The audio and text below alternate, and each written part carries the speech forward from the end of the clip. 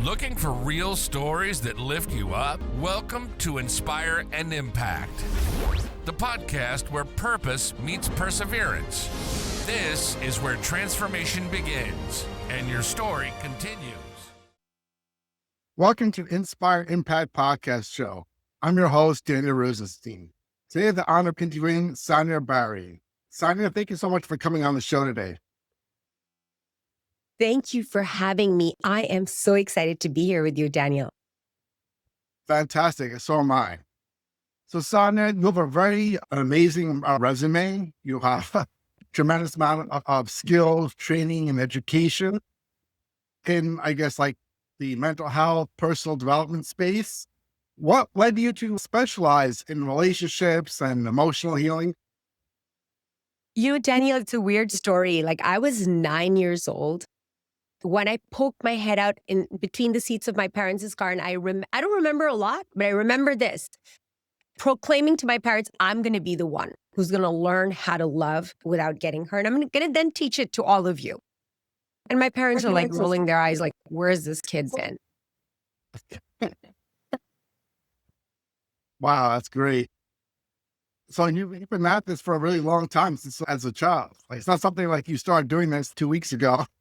Yeah, and I started right away. I would just stay back when in adult conversations, watch parts of movies that I wasn't welcome in. I was just like, and the thing is, Daniel, that the universe really heard that. They were like, oh, you don't say it. You want to learn this? All right, then we'll send you all you need to be able to learn that. So just that summer, I started getting what became something that I had to resolve, or my life depended on it, was this curriculum of betrayal, one after another, that actually continued after my dual masters, after I had 3 therapy practices, after I was already known to be able to resolve problems.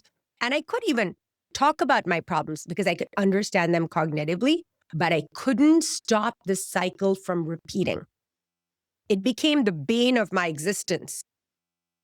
It was very, very disconcerting because how much more do I have to study? What more do I have to do to beat this thing? Was there like a particular defining moment in your life that shaped your work today? I think that there have been defining moments that gave me clarity. One of the biggest clarities that I had was that when I get hurt, that hurt belongs to me. I was so confused why that would be the case, because I was just sitting in this room minding my own business, and you came and you started yelling at me and you started being a you-know-what. So the way I see it is that I'm fine if I just extract you out of this picture, we're going to be good. But when I started to understand that when the pain is inside me, no matter who has caused the pain, the solution has to come from me. I used to think that if you hurt me, you got to go change yourself or get out of my picture so that I can be okay. Understanding that I can actually be a person who can make a decision in the morning that I'm going to have a peaceful day, and I can actually keep that. I can actually be a person who can not be a thermometer that when it's hot, I'm hot, and if you're cold, I'm cold. Where I can actually be a thermostat, where I can regulate my temperature no matter what you want to bring to me or what the situation wants to bring to me. It was such emotional freedom. That to me was the beginning of creating safety, emotional safety in myself. Otherwise, I could really be doing real well, but then somebody I love or something I love can go wrong, and well, there you go, it's gone. Wow. So I know you work with a lot of like high achievers. Why do you think that success doesn't always translate into being happy or feeling fulfilled from the inside? There's something about people who are high achievers that is very particular. They are able to change the outcome of what they don't want in their lives a lot, just with pure grit and hard work. They've been able to do that. But what happens in relationships is that when they apply that same formula to relationships, what they find time and time again is that they notice that the same pain that they're trying to avoid gets resolved for a little bit. And they're like, oh, it's working. Yay. And then it comes back and it comes back to the point where you feel like, am I crazy? Is there something written on my face? And that is how I felt. And the reason I work with high achievers is because of their ability to keep getting up, is their ability to misunderstand that what I did there is going to work here. And it doesn't work at all, ever, unless you actually change the operating system, the consciousness. A really simple quote that many of us have heard is by Einstein's that you can't resolve a problem from the same consciousness that created it. And so that's what I do with my Love Clarity Method. I help my clients change the consciousness that connects them to the place that actually resolves the issue. And we use pain as a guide, as a GPS that brings you back to yourself. Wow, that sounds really amazing. You kind of touched upon something that I thought that was really interesting. Why do you think so many people repeat the same relationship patterns over and over? Like you said, they keep going back to the same relationship or the type of people that they're dating or get stuck in the same patterns. Why do you think Yeah, that? Daniel, what you describe is good. And I want to give you an example of this one client that I had. She was a self-made woman. She came from an addictive home, single mom, always in an addict phase, raised her 2 siblings, created a business from her high school diploma that was many, many figures. And she first married a doctor, cheated on her, didn't work out. Then she said, you know what I'm going to do? I'm going to marry my landscaper, maybe a guy in boots, work boots. Didn't work out. So she's going around doing this thing that what a lot of us do. And I remember that when she was explaining this to me, she was laughing about it. We both were laughing. I was laughing because she was laughing. That she was like, okay, nothing is working out. That she married somebody else. The thing is that you can change the cast, you can change the venue, but unless you change yourself, nothing really happens. And the reason this repeats, Daniel, it's almost like all of those Groundhog's Day movies. Have you seen that movie plot? Yeah. Where, you wake up and you're like going to try it a different. It's literally like that. It's like the universe is, oh, you didn't work that out this time? Oh, okay, fine. But we really love you. So here's another one. We won't give up on you. You didn't get it this time. It's all right. Go wake up to another one of these. But you think you're being punished. You're being invited. You're giving the opportunity that maybe this time, just maybe this time, you will do it different. But people like me, there are people in the world, there's some rare people that when they get bad shit in their life, when they watch somebody going through their thing, they're just going to learn it and they're just going to change themselves. Not people who are high achievers. They have some type of a thing stuck in their head like me, and they have to be dragged through Main Street with cuts and bruises before they say, okay, bye. I give up. I'm going to change. We're just going to keep getting up and be like, oh yeah, I want more. I'm ready. Okay, here, take another one. Because you don't get it, man. You're not going to change anything about you, are you? Some people say that like love is complicated. Some people think it's easy. What do you think are some of the biggest misconceptions people have about when it comes to love? The biggest misconception is not the popular one. So when you and your viewers listen to this, so be it. You asked for it, Daniel. I'm going to give it to you. The biggest misconception is that we will always, it's very inconvenient, always be in relationships with the people that are going to hurt us in the exact places inside us that are unhealed. When a person hurts us, they are helping us by illuminating in us almost like an X-ray, an emotional, psychological X-ray that, oh, here's where the healing is needed. So if you go to a physician and your hand is hurting, I hope they don't put you in a body cast, which is what we do. We put boundaries that become walls, that become electric fences, and until we get walled inside them. We think we're protecting, we're not. So what the other person who hurts you does for you is that they do the privilege of knowing you enough, being in your inner circle enough, you caring about them enough to actually hurt. The person on the street can't hurt me, but the people inside my home can hurt me in 30 seconds. So the most disorienting thing is that when they hurt you, it is your hurt. It is your work to fix it. It's very common, and I'm going to say I did it too, that I thought that this new person in 2019 for the first time has hurt me. Not at all. There is no such thing as you and I getting hurt unless that hurt already exists inside us. And what we do is that we use the point of pain, emotional pain, to go back to its root, and we just complete it there. So it doesn't keep on creating the Groundhog's Day and not keep on coming back to the point where we think, oh my God, am I crazy? Is there something written on my face? Why do I keep getting these types of people and experiences in my life? Wow, that sounds really amazing. So we're so thankful. Like, I think we're so lucky in today's age. We have people like you to explain these things to us. Because I think like many years ago, people had to figure everything out by themselves. That can be so difficult because it's like without having a mirror or someone with experience and education to help teach us, train us, mentor us. Life is it's like a puzzle, you know, and you're trying to figure out the pieces. Like, how do I put this all together so I can live a happy, loving life? So I think we live in such an amazing time. We have people like you that have so much knowledge, and you know, I think that you're very brave to come on like a podcast like this to talk about these important subjects. A lot of people don't like to talk about this, which kind of leads me to my next question is that, you know, I find I'm an overthinker. I'm constantly thinking about this and that, but most people are not like me. And, you know, most people, they just do whatever. Like you said, you know, they're in a relationship, they end the relationship, and they go out and find another person, whoever that is. And they're just operating the way, you know, they think what's normal. You know, they're not really thinking about the way the ways of being. They say, oh, okay, whatever I'm doing is the right way. And so how do we think like people can know when they're operating from a place of fear versus a place of clarity, that what they're doing really is, you know, the right way to find true happiness and true love, and not just, you know, you said like putting up walls because you're afraid and you have hurt.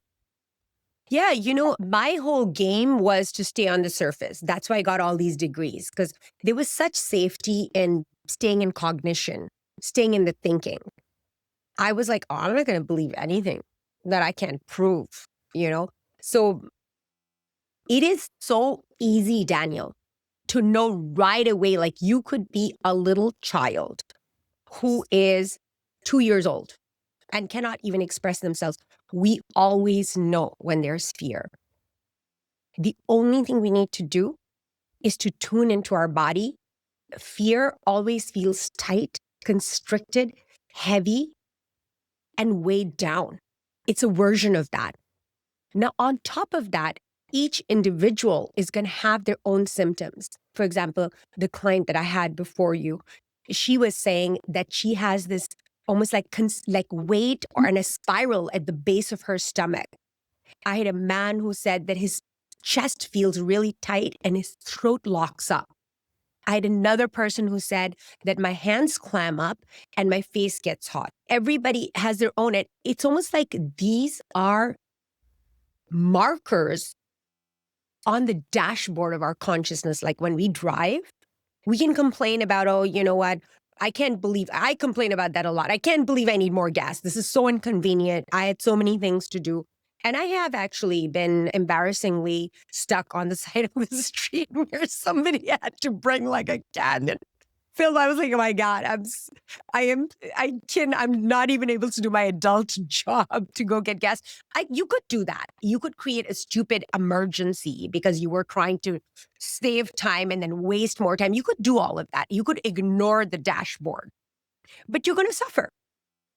It's just, you have to be somebody like me who has run out of gas and had to create an emergency for other people who could have been doing something else with their time. And I could be doing something else my time to say, you know what, next time I'm just going to look at the dashboard and just really listen, even if I don't want to listen. So whenever we feel on the dashboard of our consciousness, when we feel this weight, we don't want to lie to ourselves. Even if we instinctively, I'm not going to say instinctively, I'm going to say because of our conditioning. You say to me, can you bake those 200 cookies tomorrow for the bake sale? And I just say yes, because I am so uncomfortable what you're going to feel if I say no, because that's my reality. I really don't want to make cookies. then what happens is that even after that, I could sit with it, go to you and say, listen, Daniel, I've been trying to work on myself. I've got some issues. I have this habit of just saying yes right away. And I'm sorry that I said yes to you, but what I really wanted to say no.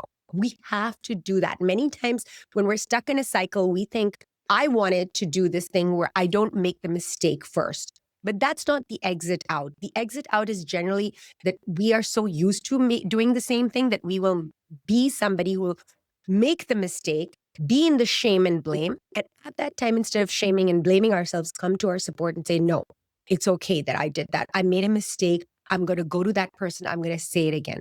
I'll tell you something really interesting, Daniel. The first time I did that, it went really well. And that person was like, oh, it's fine. I'm so happy you're working on yourself. I do that too. Maybe I should. It was really, so I got encouraged and I did it the second time. The second time, this person that I was in a relationship with, this woman, she was like, we were kids since I'd known her. And she did not appreciate it. She was like, you said it, now do it. It's like, became so clear to me. Like, I used to be such a confused overthinker too. Like you were saying, if somebody said something to me, I had to check like 9 different places because I had to see it from different angles, how everybody would feel. So I used to do a lot of that. But in that moment, I wasn't confused.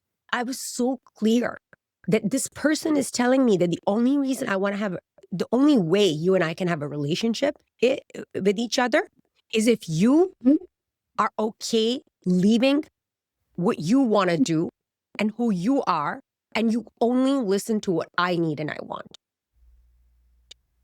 So it became so easy for me. Her response made it so easy for me to say, I hear you, and I'm sorry that you feel that way, but I'm still not going to do it. Because becomes a moment of choice. Are you going to once again, choose yourself when in slow-mo, she's showing you that you have to erase yourself to be with me.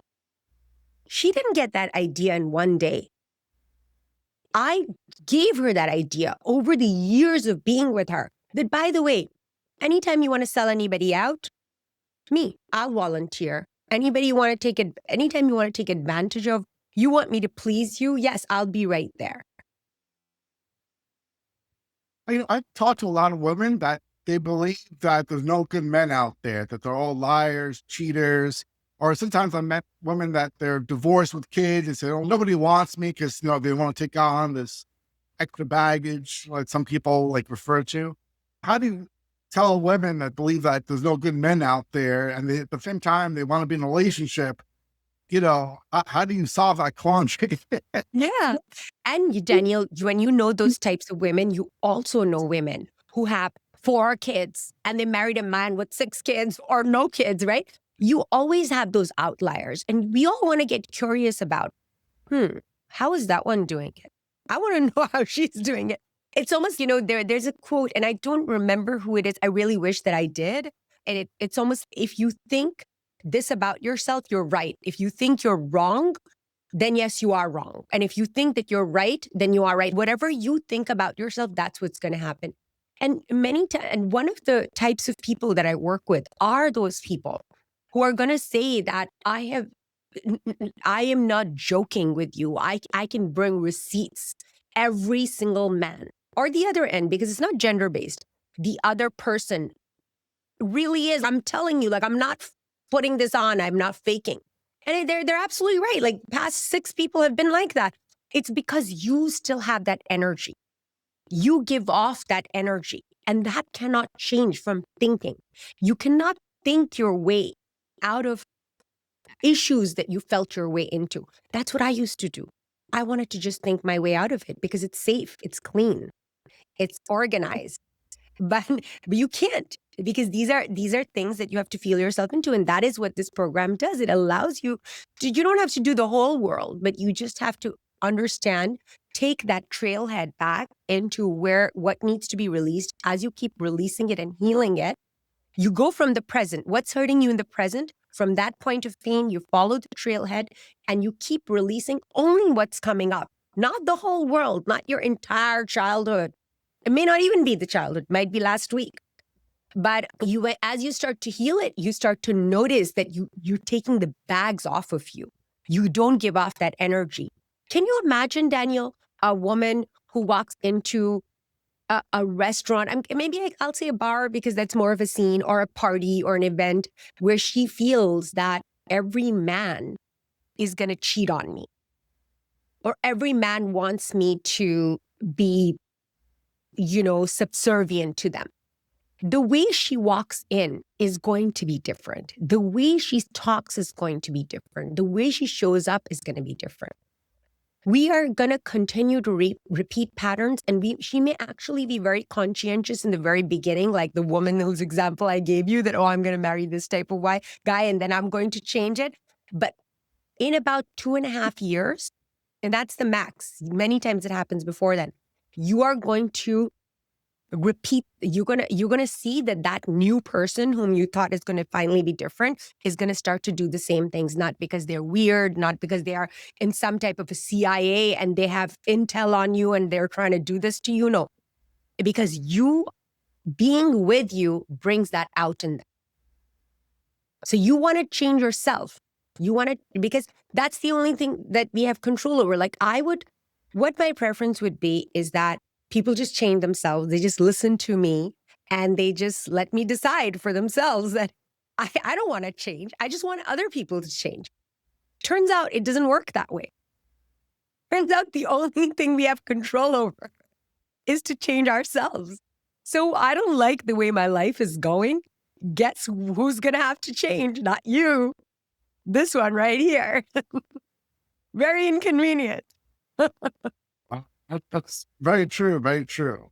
I learned those lessons in my life as well. I'm always pointing the finger at somebody else or blaming somebody else. But then eventually you look back at yourself. It says, you got to look at yourself and take responsibility for your life, the way it's going, if you really want something different in your life to show up. Yeah. And Daniel, I wish that I was that nice of a human being. I didn't even care. I'm like, I don't know. I want to take responsibility. I've done enough in my life. All right. People have shat on me enough. I don't need more. For me, it just became impossible to keep having that pain repeat.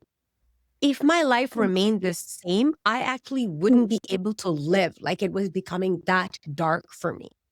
Because I was watching it so much. This was so important to me. Since I was 9, I've been wanting this. So I could see it at this front row seat that was like, almost like seeing too much of the inner world. So the only reason I changed, I can be very honest with you, is because I could no longer stand the pain of things being the way they were. And I was like, that's it. It was almost like a bullish decision. I don't care what happens. I am no longer going to be a person where this keeps repeating in my life. I am going to manage it. It's going to stop managing me. And whatever I need to drop, whatever belief system I need to drop, whatever stories I have about myself and other people, I'm going to drop. I don't care. Because it's not like I wasn't working hard and I wasn't willing to work hard. But I was doing it from the consciousness that keeps creating what I was suffering with. So you created this amazing love clarity method. Can you share with us what exactly is it and how's it different than traditional psychological counseling? Yeah, so it's different because it uses pain as its primary thing, and it as that route back to yourself. It allows you to change your operating system, and it gives you clarity. The problem with getting hurt in love is that we love so deeply and we love from such sacred places that when we get hurt in love, that sacred place gets hurt. And it's like we don't know how we're going to prevent that hurt when we don't know how we got hurt. So love clarity method is a very small, quick, it has a part in it called the grot check, where you just pause, you check in with these 4 places that are love lies, which actually look like love: guilt, over responsibility, role playing, and transaction. And I explained this, and I've created something for your viewers, and I will give them something that if they really want to know more about it, they can quickly, get that information. But when you pause, check in with here, and then choose with consent, you start to understand your pattern. You're like, oh, now I know why I got hurt. Because we are really trying our best. We many times don't end up doing our best, and it ends up hurting us. But it's so disorienting because they don't understand, how did I get hurt? So this clarifies it for them. When I had done my dual masters, when I already had my 3 practices that were luxury practices that were doing very well and was sitting on expert panels, and I had this moment in the driveway of my dream home, sitting in my dream car, and having a lot like children. I had 3 children. My husband was very successful, and I felt empty, broken, fake, and completely alone in the middle of a crowd. And I had these tears in my eyes, and I couldn't understand because there was nothing going on. That was the problem. There was no crisis. There was nothing. And I began to realize that there is a lie I'm living, and I'm no longer willing to live the fact that, that there are things going in my, that these things keep happening to me in my life. And when I started to become clear about this, I found, how they say that when the student arrives, the masters appear. Doctors Rand and Mary Hulnick, who used to run the University of Santa Monica in California, I came across them and I joined the university, and this is post-grad. I only joined for 1 year, and then I ended up doing 3. If they had more, I'd do more because I didn't want to leave. And it is there, Daniel, that all of the study and everything that I had done before that didn't make sense started to make sense. And there was a certain deep experiential way that Drs. Rand and Mary Hulnick ran the University of Santa Monica that I felt so deeply in love with that when I finished my 3rd year, I said, I don't know what I'm going to do with my life later, but I never want to be away from this work. This is the only thing. Like, I have studied so much in my life and I've done so much in my life. This is the only thing that's mattered to me. And so I created this program that allows people to come and do that. And it's virtual as opposed to the one that you have to go in person. And it makes accessible for people like you and me who cannot have a life where we sit atop a mountain in a cute robe in meditation. It makes peace, unconditional peace, available to people like us. I didn't know that it was possible in my living form. I didn't know that. I didn't know anyone who was doing it. I was looking for just one person, like my professors. I was like, oh, I want to be like them. How are they? I didn't realize how petty they were. I didn't see them living into what they were teaching. I would see the religious clerics of different religions. I didn't need to just do mine. And I didn't see anybody. I saw the divorced people. I thought maybe they'll be happy. Not really. I saw the married people. Not really. Single people. What the hell to say is man.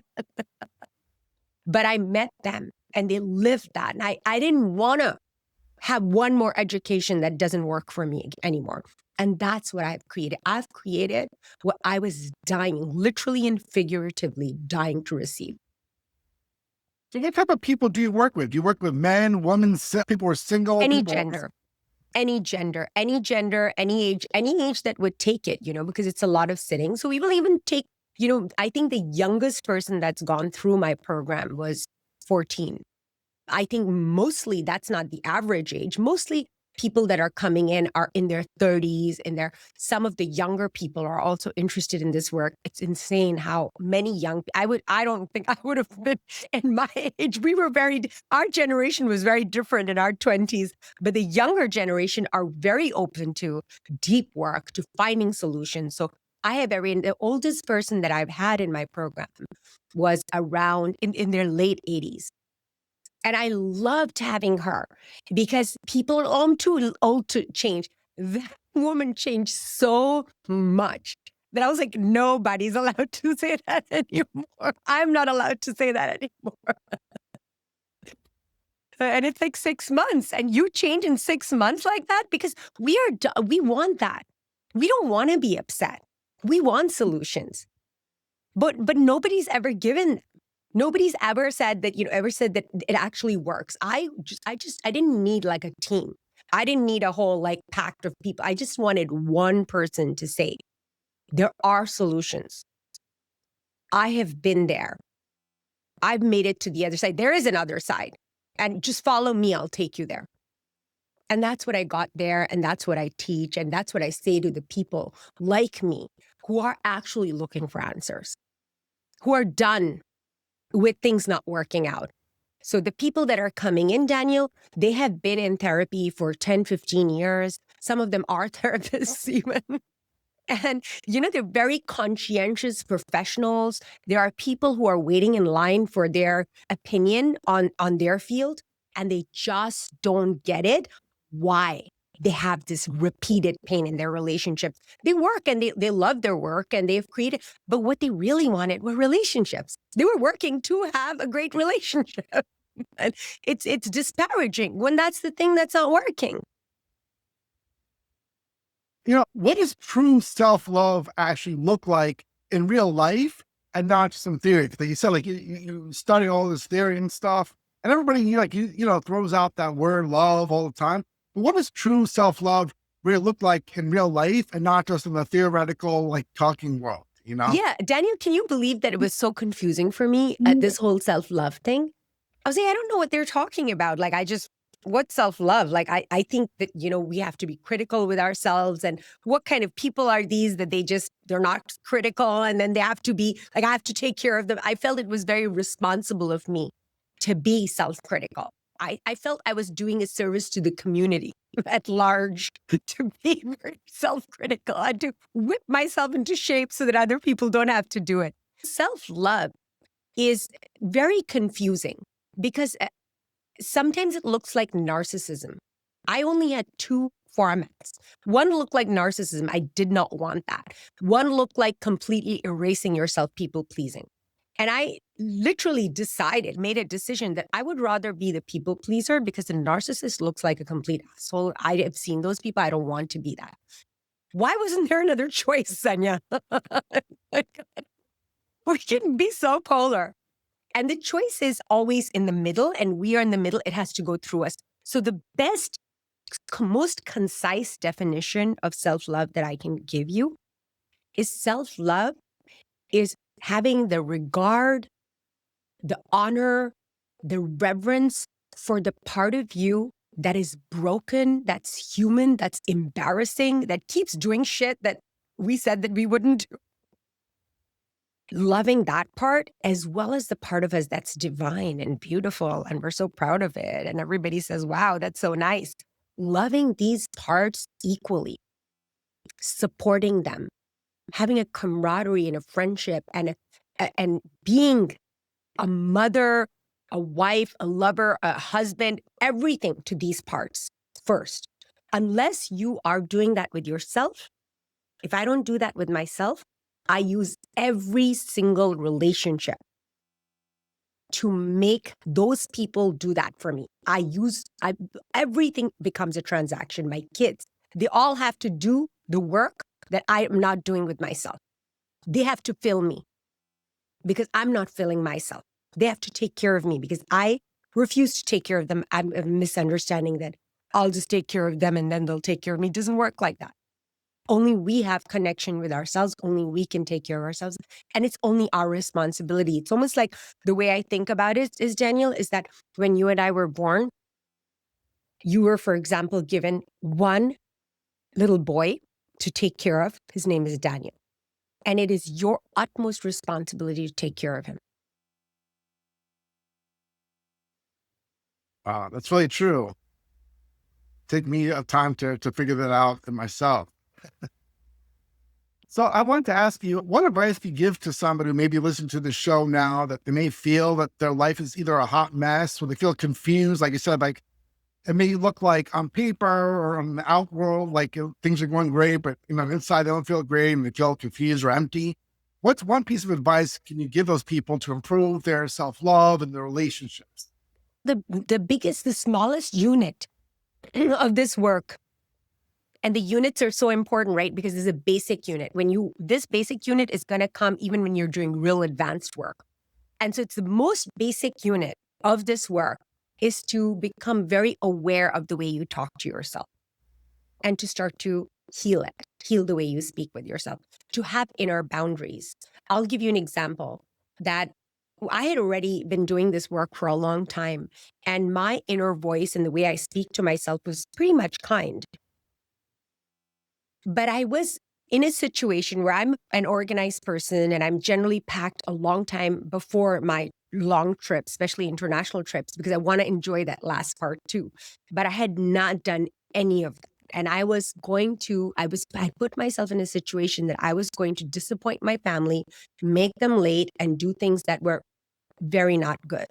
I started to hurry up and do this packing and do this work, this catching up. But I noticed that the way I was speaking to myself was so rude. And it was exactly those types of voices and those types of very specific sentences that were used to hurt me when I was young. So we used particular voices of our abusers. And even though I was getting late, I literally said to myself, wait.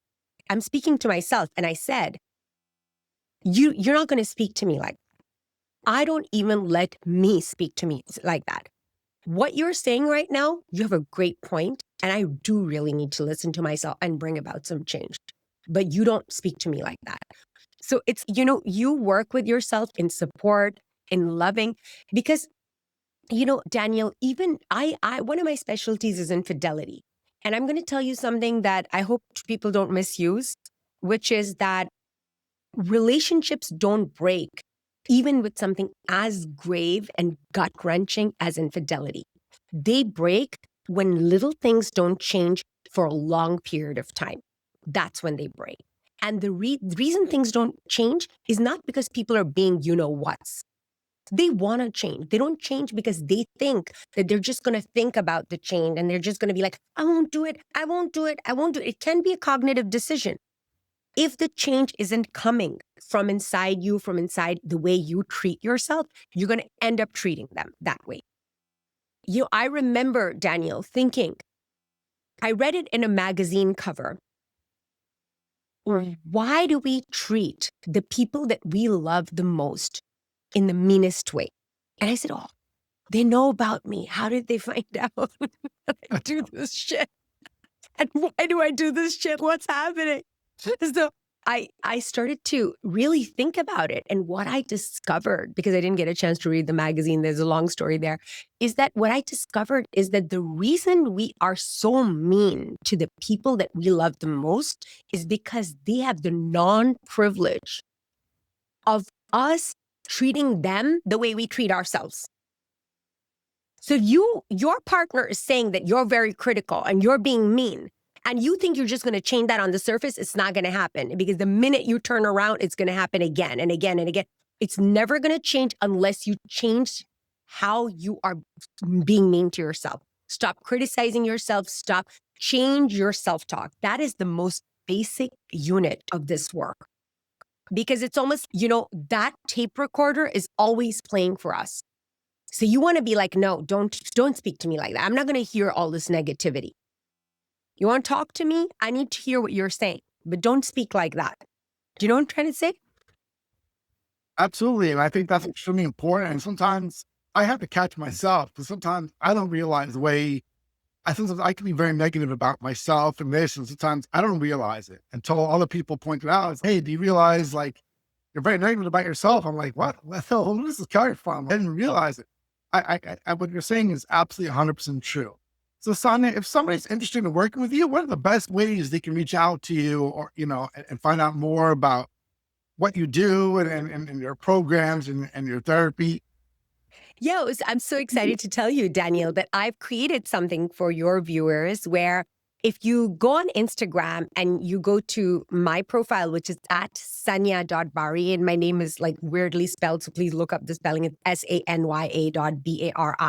So when you go to my profile and you message me the word love, my team is going to send you these recordings, these video recordings, and a workbook so that you can start using the grot check right away. And so you can benefit yourself. The other place to follow me and to engage with what I do for free would be on my podcast called Love Clarity Podcast, which is everywhere you listen to podcasts. I'm sure your podcast is amazing. Did you have any final words you have to share with the audience or anything else you have to say before we, head off for the the day and end the podcast? Yes, the final words I have are that make sure you treat yourself the way you want your partner to treat you. That's great. Sanya, I want to thank you so much for coming on the show today. You're truly an amazing person, like a beacon of light that we really need. I'm with more people out there like you that are trying to like teach us and educate us on the best ways to go about having great relationships and finding true self-love. It's so really badly needed. So I wanted to thank you for all the things that you're doing and putting yourself out there and being brave and helping. You've helped so many people so far, and I'm sure you will help, hundreds, if not thousands of more people in the future. So thank you so much for coming on the show and sharing with us today. Thank you. Thank you, Daniel, for having me and giving me a space to speak.